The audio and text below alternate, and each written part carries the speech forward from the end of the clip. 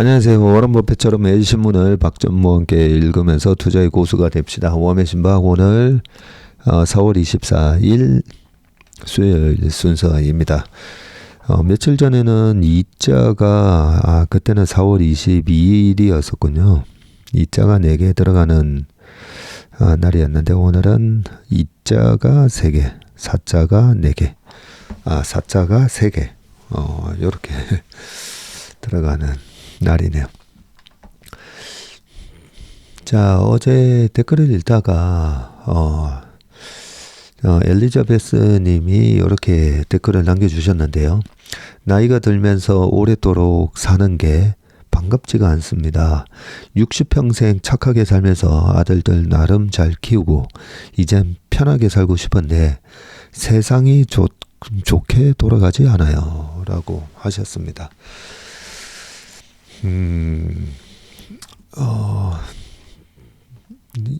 저보다는 연배가 위시다, 그죠? 네. 엘리자베스라고 해 놓으셨으니까, 저한테는 이제 누님이다, 그죠? 근데 우리가, 나이가 들면서 확실히, 근력도 약해지고, 스피드도 약해지고, 집중력 떨어지고, 암기력 떨어지고, 네, 많은 것들이 육체적으로 확실히 뭐 한 45세 지나면서 이래 꺾이기 시작하니까 여러 가지로 이 마음이 약해지게 되어 있더라고요. 왜냐면 몸이 사운드 바디 사운드 마인드라고 몸이 건강하고 좋아야 좋은 마음이 계속 유지가 되는데 일단 몸이 아프거나 몸에 고장이 막 나기 시작하면 확실히 마음이 약해지고요. 그 마음이 약해지면 사실 세상을 바라보는 이 나의 관점, 관점이 약간 우울해지고 부정적으로 변할 수가 있습니다. 제가 제일 경계하는 게 나이가 들면서 저도 그런 걸 이제 막 계속 겪게 되잖아요. 보면. 그러면 마음이 한 단계씩 이렇게 툭툭 앉게 됩니다. 내 몸이 이제 옛날 같지가 않구나. 뭐 이런 생각을 하게 되면서 마음이 내려앉는데 그런 거랑 또 플러스 젊었을 때 나랑 지금의 나는 무슨 어떤 차이가 있을까라고 보면 확실히 호기심이 떨어지고 뭔가 해보려고 하는 의지가 떨어지게 되고 매사가 귀찮게 되고 그런 식으로 내 마음의 근력이 계속 이렇게 떨어진다는 걸 알 수가 있기 때문에 세상사 뭐 마음먹기 달렸다라고 하는데 이 마음을 강하게 먹는 것 자체가 좀 힘들어요. 힘들기 때문에 좋은 책도 좀 많이 읽고 거기다가 또 힘든 주식을 하고 있지 않습니까? 네, 힘든 주식을 또 하고 있다 보니까 이 마음이 약해지면 주식하는 것도 힘들어집니다. 최근에 저희 회사 매일같이 새로운 고객분들이 찾아오시는데 공통적인 얘기가 뭔지 아세요? 네, 내 영혼, 내 마음이 피폐해지는 것 같아서 주식 못하겠다 말씀을 하시는데 제가 그런 말씀 들을 때마다 당연한 거라고요.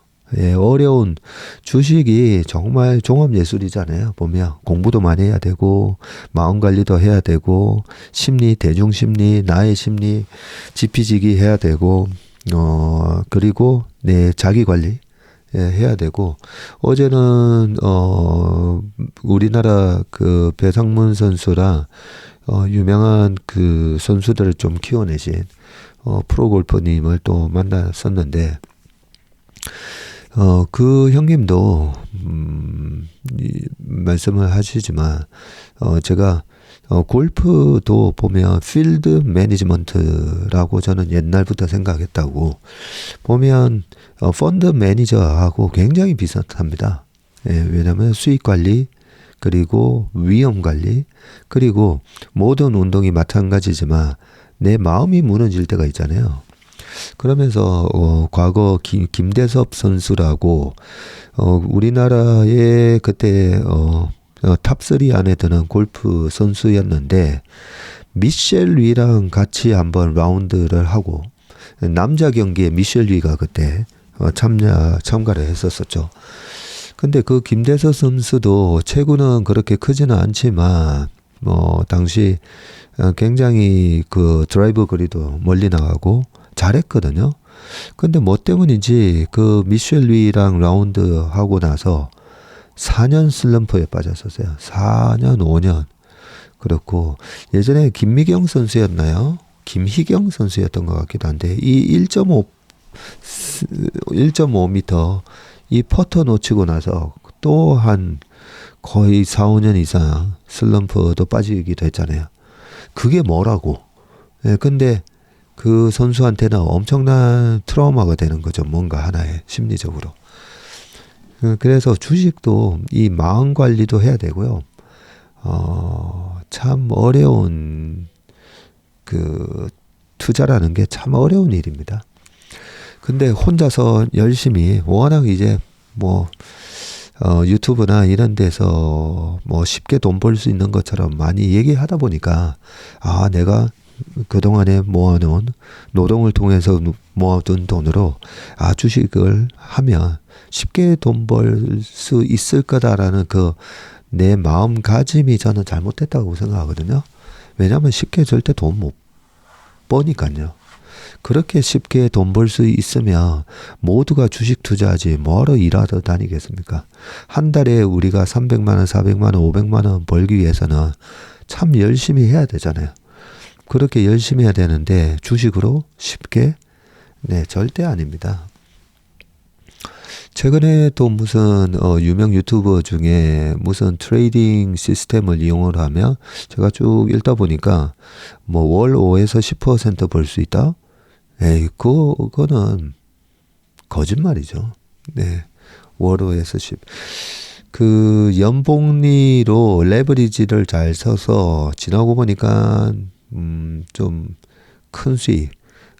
짐 사이먼의 르네상스 테크놀리지 같은 경우 보면 연평균 수익률 66% 이렇게 나기도 했었지만 그런 검증된 어떤 큰 헤지펀드 회사가 아니고 무슨 5% 10% 월 수익 낼 수 있으니까 나한테 돈 맡겨봐라 이런 거는 다 거짓말입니다.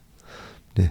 제가 저희는 연 15% 수익을 목표로 합니다라고 하면서도 굉장히 그 연 15% 연평균 수익률은 굉장히 챌린징한 그런 목표입니다.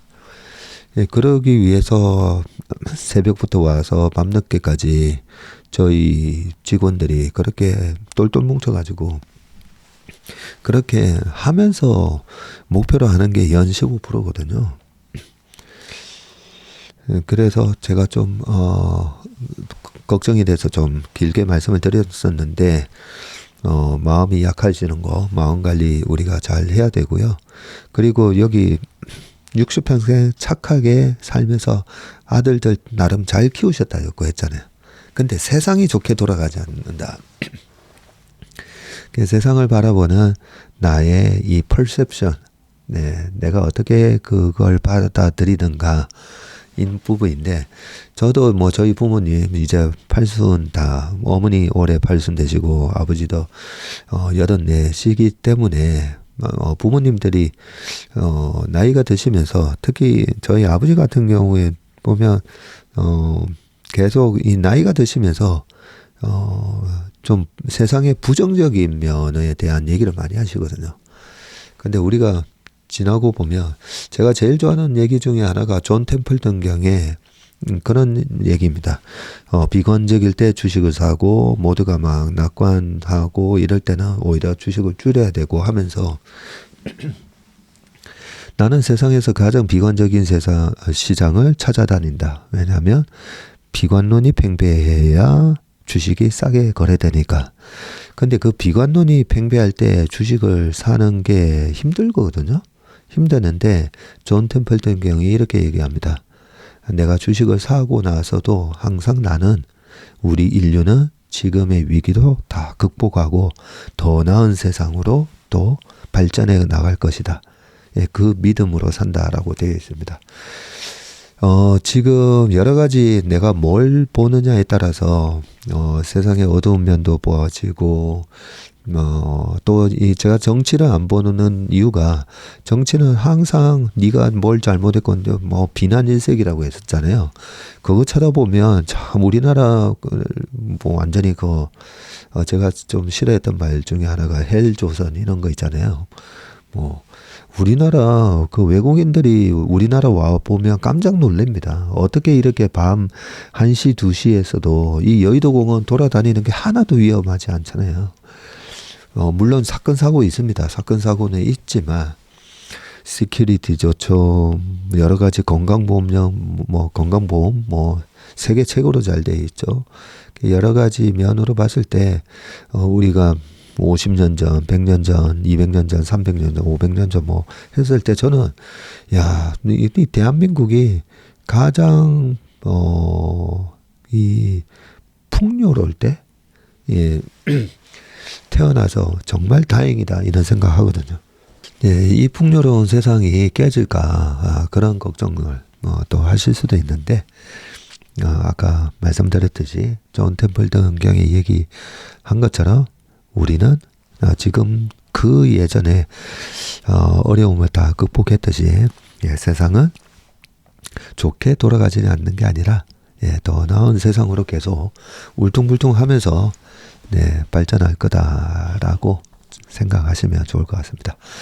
그런 마음으로 투자도 하시고 하면 왜냐하면 제가 늘 얘기하는 게 우리가 행복한 투자자가 돼야 된다는 거 아니겠습니까? 그죠? 정말 투자를 하기에는 너무 제가 중국에는 투자 안 한다 했잖아요. 그리고 여러 가지 봐서 저도 좋은 면만 보는 건 아닌데요. 정말 투자는 이제 하면 안 될 것 같습니다. 하면 제가 말씀드리겠습니다.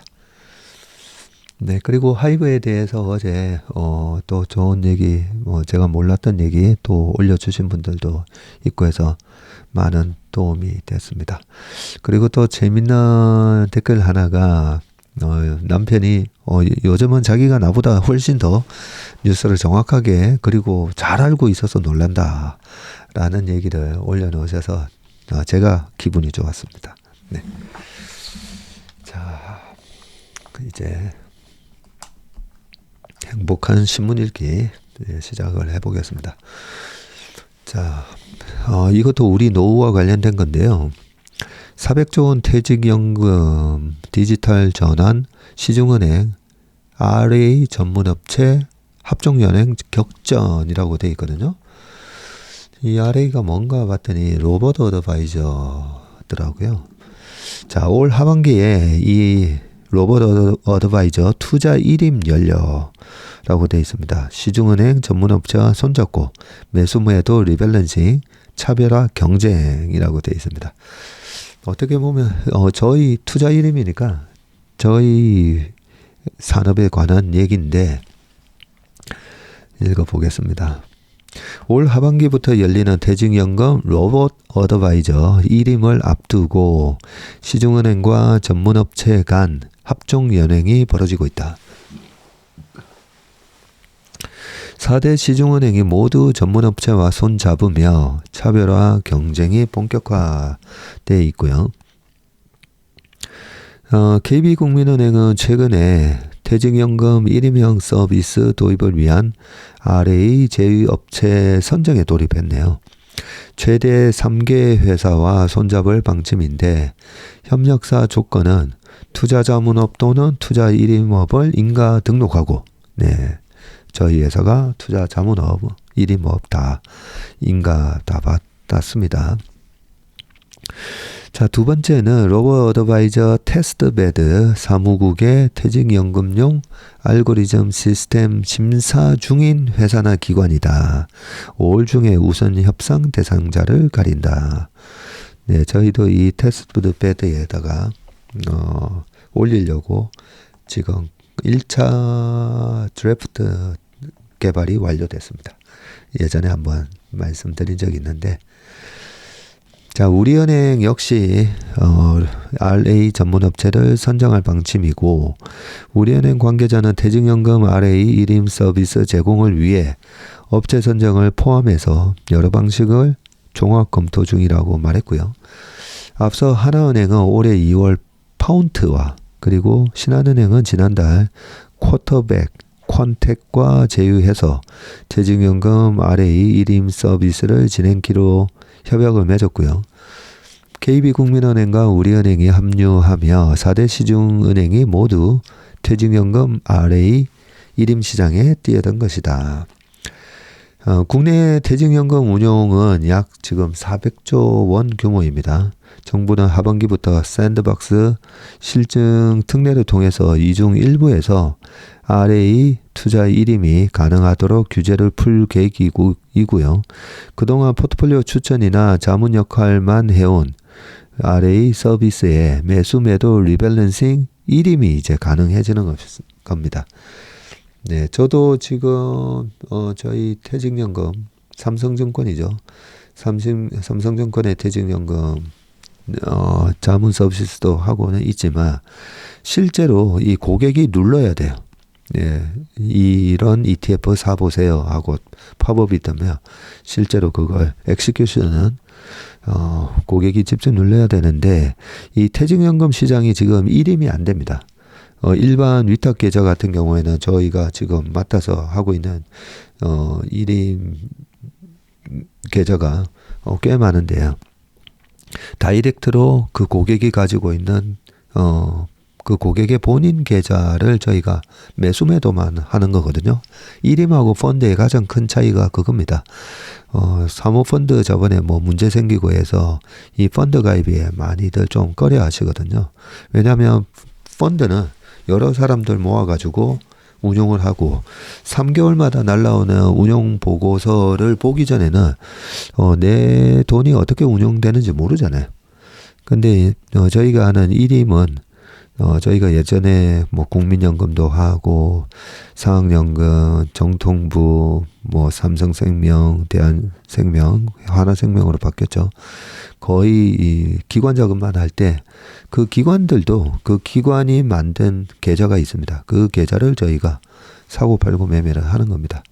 개인 계좌도 마찬가지고요. 개인 계좌도 홍길동이라는 분이 계시면 그 홍길동 분이 만들어 놓은 그 계좌에 저희가 매수 매도만 거의 원격으로 이렇게 매수 매도 한다라고 보시면 됩니다.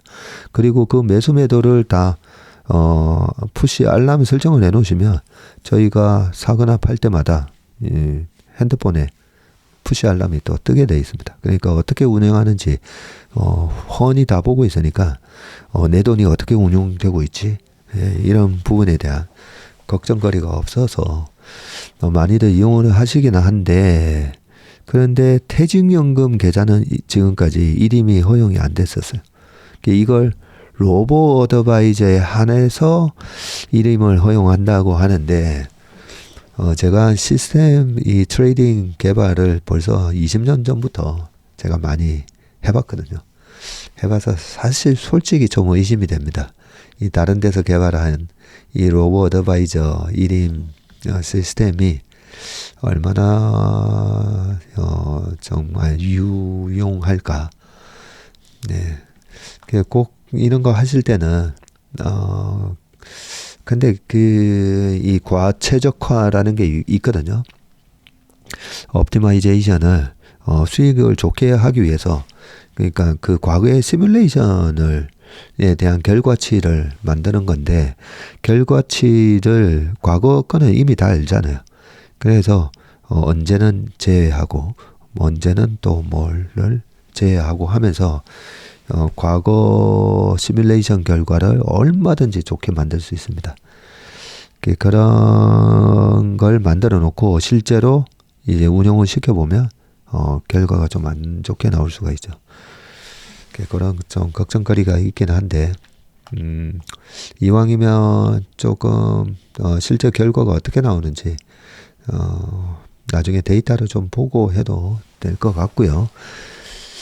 자, 시중은행이 RA 투자 1임에 뛰어들며 전문업체에는 기회가 열렸는데, 하나금융경영연구소와 로보어드바이저 테스트센터에 따르면 2023년 말 국내 RA 시장 규모는 1조 원 이하로 22년 1조 5천억 원 이상이었던 것에 비해서 급격히 축소가 됐고요. 이 로보어드바이저 업체 한 관계자는 퇴직연금 운용은 전통적으로 사람이 개입하는 자산관리 상품이었지만 디지털화가 전개되는 것이라면서 은행 입장에서는 비이자 수익을 늘릴 수 있는 기회인 동시에 전문업체들이 성장할 수 있는 발판이 되리라 기대한다. 다만 우려도 있다. 올 하반기 은행권을 강타한 홍콩 ELS 사태에서 볼 수 있듯이 자산관리 분야는 불안전 판매 등 분쟁 소지가 크고 은행 관련 관계자는 RA 투자 일임도 소비자 보호 장치를 정교하게 구성하는 것이 관건이라고 지적을 했습니다. 네. 이 홍콩 ELS도 마찬가지인 거죠. 이 중국이 홍콩에 대해서 이제 지배를 강화하면서 홍콩에서 약간 엑스더스 현상이 좀 일어났고, 그죠? 5년 연속 은봉이라는 과거 한 번도 없었던 그런 부진한 수익률을 내고 있는데, 예를 들어서 이 홍콩 ELS에 대한 과거 시뮬레이션만 갖고 로보어드바이저가 만들어졌다면 이번에 아주 큰 손실이 났을 겁니다. 그런 식으로 이게 로봇이라는 게 알고리즘을 아무리 넣어도 그게 다 과거 데이터를 가지고 하는 거기 때문에 새로운 어떤 뉴 패러다임이 생겼다든지 아니면 그런 홍콩의 일국 이체제를 최소한 50년 더 하겠다 했다가 그런 게 다 바뀌었잖아요. 그런 돌발 변수가 생겼을 때 그걸 어떻게 수정을 하는가. 그게 로보어드바이저가 풀어야 할 숙제입니다. 네. 자, 저희도 그런 부분을 고려를 해서 로보어드바이저를 개발을 하고 있습니다. 자, 두 번째는 BYD 전기차 상륙 임박 국내 딜러사 모집 박차라고 되어 있고요.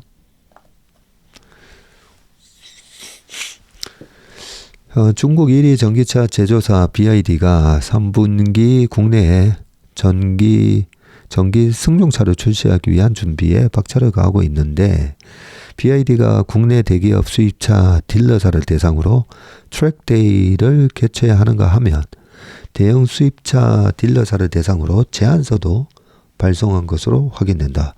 BYD 전기차 판매 인프라를 구축하려는 사전 작업이다.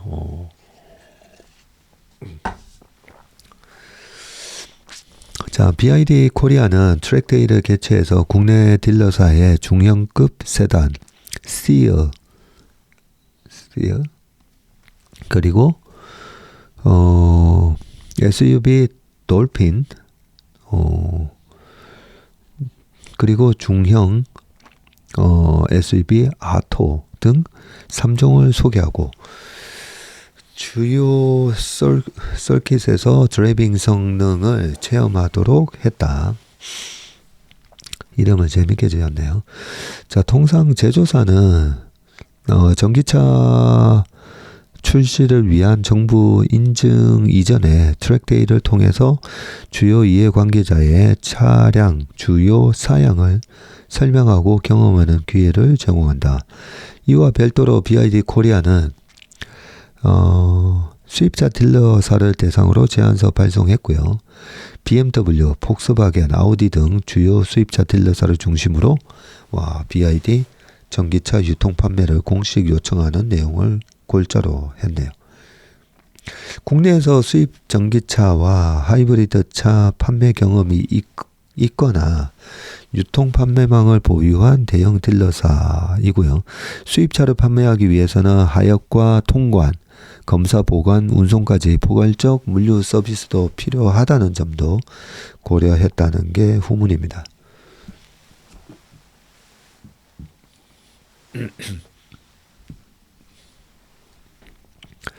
BYD는 2분기 이르면 2분기에 딜러사 선정을 완료할 것으로 예상이 되고요. BYD가 전기차 3종을 국내에 출시하기 위해서 총력을 다하고 있다. 조인철 BYD 코리아 사장이 주요 딜러사의 상품성을 설명하고 국내 판매에 필요한 협력 내용을 논의하고 있다라고 되어 있습니다. 딜러사 관계자는 자동차 판매를 위해서는 딜러사가 필수라면서 BYD가 국내에 전기차를 출시하기 위해 공을 많이 들이고 있다고 분위기를 설명했다고 합니다. 위에 사진이 나오는데 중국 선전에 위치한 BYD 본사. 야, 거의 뭐 약간 펜타곤처럼 생겼네요. 하나, 둘, 셋, 넷, 다섯, 여섯. 옥타곤인가? 예. 오각형이 아니라 육각형이네요. 네, 멋있게 지어놨습니다. 뭐 중국 전기차와의 한판 승부는 피해갈 수 없는 숙명인 것 같아요. 그죠? 어쩔 수 없습니다. 네. 자, C커머스발 유통전제 네카오도 영향권이다라고 계속 중국 얘기가 또 이어가게 되네요. 자, 테무와 알리익스프레스 등 중국 이커머스, C커머스라고 합니다. 이 업체들의 공세로 국내 양대 플랫폼인 네이버, 카카오의 고민도 커지고 있는데 C커머스 업체들의 대규모 광고 집행으로 당장 실적에 도움을 받고 있죠.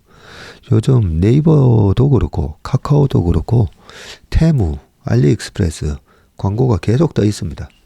네, 그리고 쿠팡 광고도 계속 떠 있네요. 네이버와 카카오는 이 C커머스 업체들의 이 대규모 광고 집행으로 당장 실적에 도움을 받고 있지만 장기적으로는 중국 업체들은 이커머스 경쟁 플랫폼으로 진화할 가능성이 크고 네카오가 국내 대표 플랫폼으로서 차별화된 커머스 경쟁력을 강화하고 정부 차원에서 산업보호 및 육성 정책이 필요하다는 목소리가 나옵니다. 자, 테무는 네이버의 검색 광고 상단과 네이버 애플리케이션 앱 메인 화면 배너로 광고를 노출하고 있고요. 테무는 네이버에 검색어를 입력을 하면 파워링크를 통해서 자사 홈페이지로 연결되는 방식의 광고를 하고 있습니다. 파워링크는 입찰가와 품질 지수 등을 고려해서 노출 순서가 결정이 되고 최근 테무가 네이버 파워링크 최상단에 자주 노출되는 만큼 대규모 광고비를 투입하는 것으로 풀이된다. 테무는 카카오톡 오픈 채팅의 챗 리스트와 다음 메인 화면의 배너 광고, 카카오 맵 등 서비스에도 광고를 수시로 노출하고요. 지난해 알리익스프레스가 국내에 대규모 광고비를 집행했다면 최근 들어서는 테무가 국내 광고 시장에 큰 손으로 떠올랐다는 분석이다. IT 업계 관계자는 작년이나 올해 초에는 알리가 광고를 많이 집행했고 우리 마동석 씨 광고 모델이죠. 최근 들어서는 테무가 후발주자로서 광고에 집중하는 것으로 보이고 네이버뿐만 아니라 거의 대부분 매체에서 광고를 노출하고 있다고 밝혔고요. 이 C커머스 업체가 대규모 광고비를 국내에 풀면서 네이버, 카카오의 당장 실적에 도움을 받고 있고요. 이 때문에 증권가에서는 올해 1분기 네이버와 카카오의 실적을 긍정적으로 전망하고 있습니다. 하지만 주가는 요즘 안 좋습니다. 이어진 메리츠 증권의 연구원은 카카오에 대해서 중국 커머스가 광고주로 유입이 된다면 디스플레이 광고뿐만 아니라 톡비전의 가장 높은 비중을 차지하는 톡 메시지 광고에 긍정적인 영향이 예상된다고 했고요. 남효지 SK증권 연구원은 중국 이커머스 기업이 네이버에 미치는 영향에 대해서 커머스 사업에는 위협적이지만 광고 사업에는 기회일 수 있다고 밝혔습니다. 하지만 C커머스 업체들의 국내 공습이 심화하면 네이버, 카카오가 우리나라 토종 플랫폼 기업의 생태계가 위협받을 수 있다는 지적도 나오는데, C커머스 기업이 지금은 초저가 상품군을 바탕으로 국내 시장에서 저변을 다지고 있지만 장기적으로는 다양한 산업군을 거느린 플랫폼으로 성장할 가능성이 크기 때문이다. 정연승 당국대 교수는 지금은 알리테무가 한국의 토종 플랫폼을 이용하지만 향후에는 자사 플랫폼에서 광고를 집행하려는 비중이 늘어날 것이라면서 알리테무는 향후 콘텐츠나 금융 광고 등 다양한 비즈니스를 확장할 것이라고 말했습니다. 네이버와 카카오가 단기적인 경영 판단을 내리기보다 장기적으로 중국 이커머스 업체의 영향을 판단해야 한다는 조언이 나오는데, 정부도 장기적으로 플랫폼 육성 방안을 설계해야 하고요. 정 교수는 토종 플랫폼은 지금같이 국내용으로는 알리의 직구와 싸워서 못 이긴다는 점을 알고 글로벌 경쟁력을 키워야 한다면서, 정부도 우리나라 플랫폼의 산업 경쟁력 측면에서 적극적인 지원과 진흥 정책을 추진해야 한다고 강조를 했습니다. 네, 그래서 저번에 최수연 사장도 알리랑 테무는 상당히 우리 광고에도 많이 영향을 주는 고객이다. 네, 그런 얘기를 했습니다. 자, 그 다음 삼성전자 얘기인데요. 그동안에 너무 반도체만 봤기 때문에 삼성전자 미국 건설사 클레이턴과 생활가전 공급 계약을 체결했다라고 되어 있는데요. 삼성전자가 미국 건설사 클레이턴 홈 빌딩 그룹 과 생활가전 제품 공급 계약을 체결했고요. 전자는 클레이턴이 신규 공급하는 주택에 냉장고, 식기세척기, 오븐, 전자레인지 등으로 구성된 키친 패키지를 공급하게 되고, 입주자는 세탁기와 건조기를 추가할 수도 있다네요. 전자가 공급하는 키친 패키지는 와이파이 기반으로 다양한 스마트 기능을 사용할 수 있으며, 미국 환경보호청이 고효율 에너지 제품에 부여하는 에너지 스타 인증을 획득한 제품으로 구성되어 있습니다. 입주자는 삼성전자의 통합 연결 플랫폼 스마트 띵스를 통해서 기기 간 연결과 제어를 손쉽게 할 수 있고, 전등이나 스위치 같은 제3의 기기까지 연결해서 스마트한 홈 경험을 누릴 수 있다. 또한 집 전체의 전력 사용량을 모니터링하고 AI 전략 모드를 활용해서 소비자가 설정한 월간 전력 사용량에 도달하기 이전에 사용량을 절감하는 등 에너지 전략도 할 수 있다.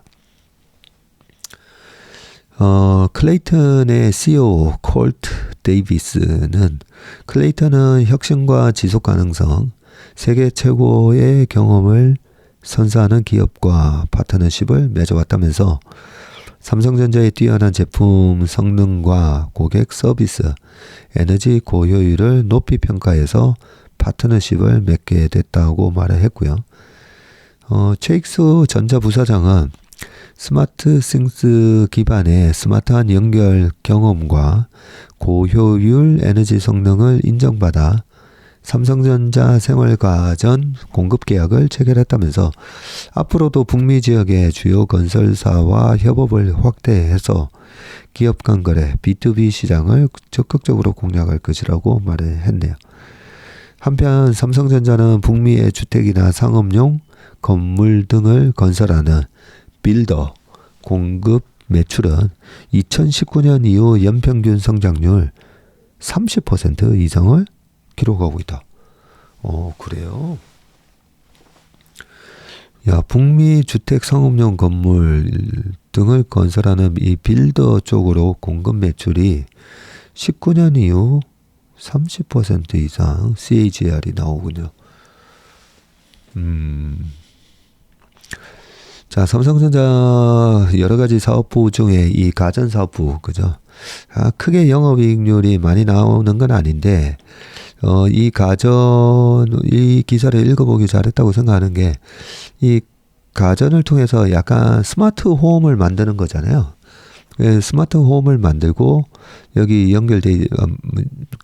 언급이 돼 있듯이, 이 연결 플랫폼을 통해서 기기 간 연결과 제어를 하면서, 이 스마트 홈에 익숙해지게 되면, 그게 하나의 강력한, 고객을, 끌고 가는, 그런 리텐션을 할 수 있는 파워가 되지 않습니까?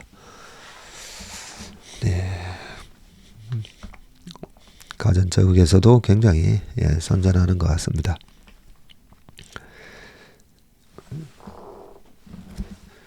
자, 그 다음은 더 가까이 시스템 반도체와 결합하는 메모리라고 되어 있고요. 어떤 기사죠? AI 반도체 성능 향상을 위해서 이 시스템 반도체 로직 부분과 메모리 업체 간 협업이 본격화하는 양상이다. 시스템 반도체의 일종의 컨트롤러가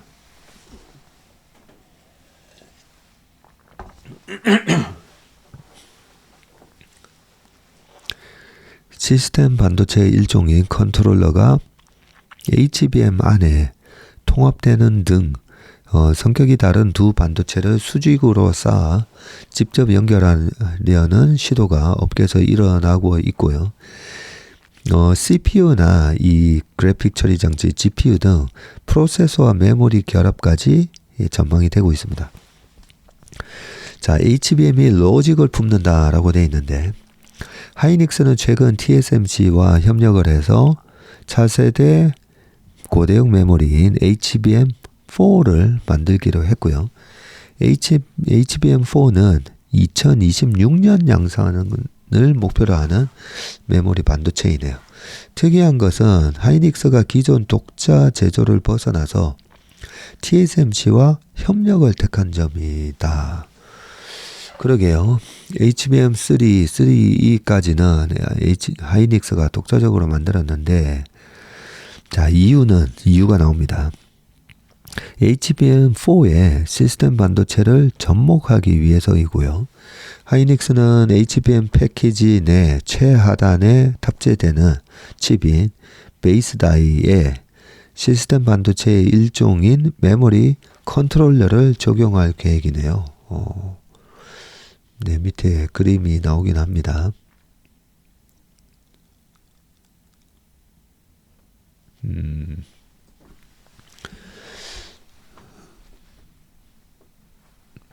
네.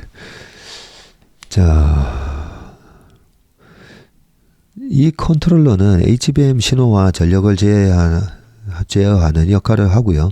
지금까지 메모리 컨트롤러는 HBM 패키지 밖에 위치해 있었는데, 그러다 보니 전력 효율과 신호 전달 속도 향상에 제한이 있었는데, 이를 개선하기 위해서 HBM4에서는 이 컨트롤러를 내부에 넣기로 했다고 합니다.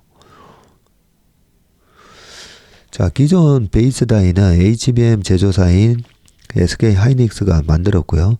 그러나 여기에 컨트롤러를 적용할 경우에는 수 나노미터 수준 내 첨단 공정이 필요한데, 하이닉스가 파운드리 강자인 TSMC와 손잡은 이유네요.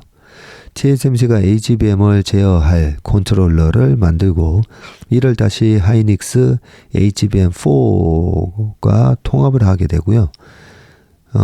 HBM과 상하로 맞붙어 직접 제어하기 때문에 빠른 신호 전달과 저전력 구현이 가능하고요. 컨트롤러가 별도의 자리를 차지하지 않아서 최종 칩 AI 반도체 크기도 줄일 수가 있습니다. 양산은 메모리 컨트롤러뿐 아니라 다른 시스템 반도체 적용도 검토하는 것으로 알려졌고요. HBM 나아가서 AI 반도체 칩 전체의 저전력 고성능을 구현하기 위해서인데 AI 반도체 개발사이자 양사의 핵심 고객사인 엔비디아 요구로 풀이된다. 그러겠네요. 야, CPU, GPU와 메모리를 수직 통합. 시스템 반도체와 메모리 협업은 앞으로 더 직접적이고 통합적인 모습을 띠게 될 전망이고요. 단순히 컨트롤러를 메모리에 넣는 것이 아닌 중앙 처리 장치 CPU와 GPU 그리고 메모리가 합쳐지는 수준까지 지금 추진되고 있습니다. 실제로 전자와 하이닉스 모두 CPU, GPU 같은 프로세서와 메모리를 3차원 구조로 통합하는 기술을 연구 중인 것으로 파악이 되고 있고요. D램을 위아래로 쌓아서 HBM을 만들듯이 프로세서와 메모리를 수직으로 적정해서 칩 간격을 최소화하고 신호 송수신을 늘리는 보관입니다. 이 사안의 정통한 메모리 업계 관계자는 최근 프로세서 위에 메모리를 쌓느냐 아니면 메모리 위에 C 프로세서를 쌓느냐는 수준의 논의까지 오가고 있다고 하네요. 이 같은 움직임은 메모리 업계 전반의 역할 변화를 요구하는데 기존처럼 표준 규격에 맞춘 메모리를 대량 양산해서 시장에 공급하는 방식으로 대응할 수 없기 때문입니다. AI 반도체 칩이나 애플리케이션 프로세서 AP 등 특정 반도체 팹리스 고객사의 최적화한 메모리를 개발 생산해 공급하는 맞춤형 커스터마이즈드 된 메모리로 대대적인 전환이 이루어질 전망이다. 하긴 이번에 HBM 가지고 이런저런 얘기가 많은데 HBM은 범용이라기보다는 이 GPU에 좀 이번에 엔비디아의 GPU에 맞게끔 약간 커스터마이즈된 메모리라고 보는 게 맞다라는 설명을 누가 하셨는데 지금 그런 상황입니다. 메모리 사업 역시 수주형으로 바뀌는 만큼 고객사 요구에 부응하는 것이 최우선 과제로 부상할 것으로 관측이 됩니다. 메모리 업계 관계자는 앞으로는 메모리 제조사가 맞춤형 메모리를 위해서 파운드리뿐 아니라 반도체 팹리스 고객과 직접 일을 해야 하는 변화가 생길 것 같다고 말을 했습니다. 네. 이 생태계가 엔비디아 생태계 보면 이것저것 많이 있는데 이 메모리 업체와 진짜 결합을 하면서 하이닉스로서는 거죠. 지금 엔비디아가 어떻게 보면 이 GPU 시장의 90% 최근에 인텔이 올해 연초 이후로도 35% 빠져 있는데 엔비디아의 주가를 보면 완전히 지금은 엔비디아 세상이 된 거잖아요. 그 상황에서 마이크로소프트라든지 여러 빅테크들이 AI 반도체를 우리가 직접 만들겠다 이러고는 있지만 현재까지는 엔비디아 독주 체제에서 하이닉스가 그 밸류 체인에 딱 같이 합종 연행하면서 돈을 잘 벌고 있습니다. 그러고 보니까 내일 하이닉스 실적 발표인데 2.5조 전후로 판단하시면 될 것 같아요. 컨센은 1조 8조인데 지금 시장에서 나오는 얘기는 2조대 중후반이 아니라 3조도 나올 수도 있다 이러고 있는데 실적이 나오고 나면 한 모레쯤 다시 한번 다뤄보겠습니다. 자, 마지막 기사입니다. 삼성 SDI EVS37에서 전고체 배터리 초급속 충전 기술도 공개했다고 합니다. 어제 오전에 새로 오신 고객분이 포트폴리오로 보니까 SDI가 좀 있으시더라고요. 자, SDI는 23일부터 나흘간 서울 강남구 코엑스에서 개최되는 37회 세계 전기 자동차 학술대회 및 전시회에 참가해서 전고체 배터리, 구분 초급속 충전, 20년 이상 초장수명, 초장수명. 네. 야, 한 번 배터리가 20년 이상 간다고요? 네, 초장수 맞네요. 이 특성 등 미래 전기차용 배터리 기술을 선보인다고 밝혔고요. 23일부터 어제부터 개최됐네요. 자, EVS Electric Vehicle Symposium and Exhibition. 요 행사는요, 1969년 시작된 세계 최대 전기차 학술대회 겸 전시회로 글로벌 전기차 업계 및 학계 연구진이 한데 모이는 행사라네요. 한국에서는 2002년에 부산에서 그리고 2015년에 고향에서 개최한 이후로 올해 세 번째입니다. 2015년에 이어 두 번째로 참가하는 SDI는 지난 전시보다 규모를 2배 확대하고요.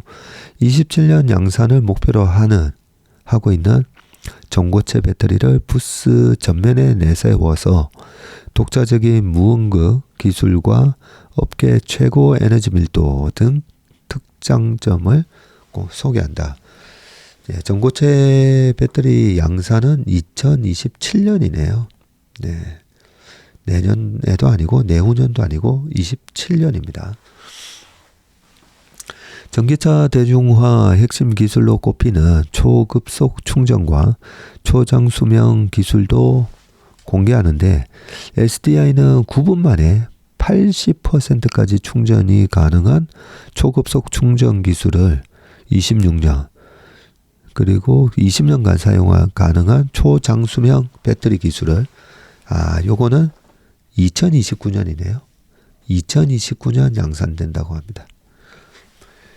최윤호 SDI 사장은 전고체 배터리와 초급속 충전, 초장수명 특성 등 미래 배터리 핵심 기술 확보를 위한 노력이 순조롭게 진행 중이라면서 초격차 기술력을 바탕으로 글로벌 전기차 시장을 선도하겠다고 말을 했습니다.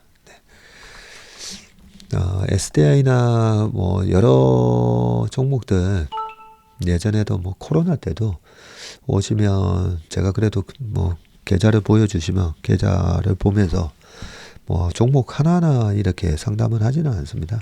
근데 이 정도면 괜찮습니다. 여러 가지 말씀을 드리고 코로나 때는 지금 미국 기업 중에 어떤 주식을 사볼 만한지 그 화이트보드에 다 적어놓기도 했었어요.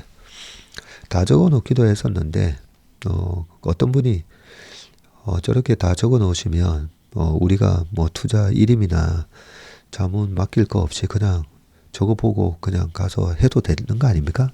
네, 그런 얘기를 하셔서 예, 그대로 하셔도 된다고.